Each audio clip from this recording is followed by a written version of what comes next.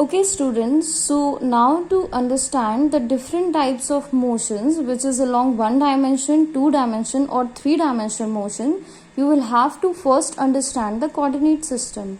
You all might be aware of the coordinate system. It consists of three axes which is x-axis, y-axis and z-axis. All these three axes are perpendicular to each other. Now when we talk about one dimensional motion, we talk about motion of an object along a straight line. As you can see that if an object moves from initial point O to P1 and then again from P1 to P2, now if you consider the total distance covered, which is x2, then you will find out that this distance covered is along a straight line. Now what can be the examples of one dimension motion?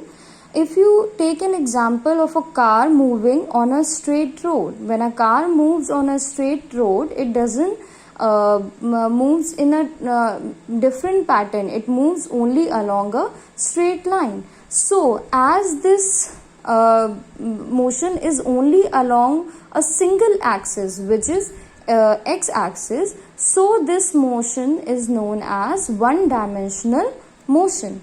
Now this motion, as I have told you, that this motion is only along a straight line, and this one dimensional motion is also called as rectilinear or linear motion. Now you concentrate on this term linear. What does linear means? Along a line. So that is why one dimensional motion is also known as rectilinear motion. Now we come to two-dimensional motion. Now as you can observe in this figure that there are two axes involved. First is x-axis and second is y-axis. Now if you clearly observe this figure, you can see that there is point P1 which is whose coordinates are x1 and y1. As you can see that the distance covered till this point P1 is from x is on x-axis is x1 and on y-axis this distance is y1. So the coordinates of this point will be x1 to y1. Now we have moved from point P1 to P2 and the coordinates of P2 are x2 and y2. As you can see that the total distance covered when we have changed our position from P1 to P2 is x2, and the total distance covered along the y-axis is y2. So now you can see that there are two axes involved, which is x-axis and y-axis, and both of these axes are perpendicular to each other.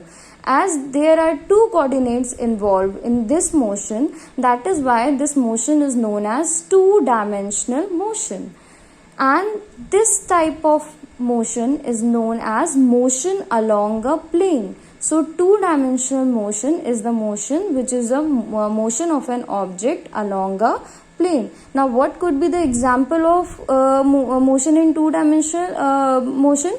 Example is motion of planets around the sun. If in a video or somewhere you observe the motion of planets around the sun, what kind of motion of planets is around the sun? They move in two-dimensional motion around the sun. As I have told you, it is a motion along a plane. Now if we talk about three-dimensional motion, you can see that here we are involving all the three axes, all the three coordinates. So it is x-axis, this one is y-axis and z-axis, and these three axes are perpendicular to each other. Now if a person is at point P1 at some instant, so then coordinates of P1 will be x1, y1 and z1. So on x-axis the distance covered is x1, on y-axis it is y1, and on z-axis the distance covered is z1. In the same way, when this person changes his position from P1 to P2, now what are the coordinates of P2? It is, now this is P2. So what are the coordinates of P2? x2, y2 and z2. So the distance covered on changing the position with time, the distance covered along x-axis is x2, along y-axis is y2, and along z-axis it is z2. As it involves all the three coordinates, all the three axes of the coordinate system, that is why it is known as motion in a space. So three-dimensional motion is also known as motion in a space. Now what could be the example of three-dimensional motion? A kite which is flying on a windy day. Okay, so there are no particular dimensions for its flying, and it moves along all the three dimensions. That is why a kite flying on a windy day is an example of three-dimensional motion. But here in our chapter, we are going to concentrate on one-dimensional motion, which is also known as rectilinear motion. Now I assume that you have understood all the three dimensions of motion.